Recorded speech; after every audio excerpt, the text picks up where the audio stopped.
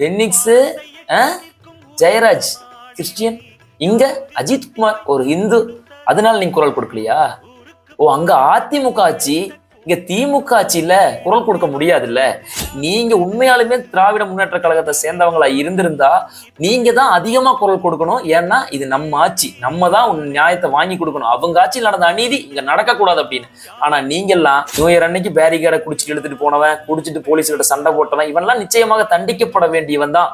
ஆனா சட்டத்தின் கீழ் தானே தவிர அவங்க கையை முறிச்சு பாத்ரூம்ல வலிக்கு விழுந்தாங்கன்னு சொல்லும் போது நம்ம சிரிச்சது இல்ல சந்தோஷப்பட்டதுடைய விளைவு தான் இந்த மாதிரியான அப்பாவி மக்கள் கொல்லப்படுறாங்க. 2026லயும் திமுக ஆட்சி அமைக்கிறதுக்கான வாய்ப்பு தான் அதிகமா இருக்கு. அடுத்த 5 வருஷம் நம்ம பொழப்பு நடத்தணுமே அப்படின்னு குரல் கொடுக்குற நீங்க எல்லாம் ஹீரோவாடா? எச்ச நாய்கடா நீங்கெல்லாம். நீங்க எல்லாம் ஹீரோவா?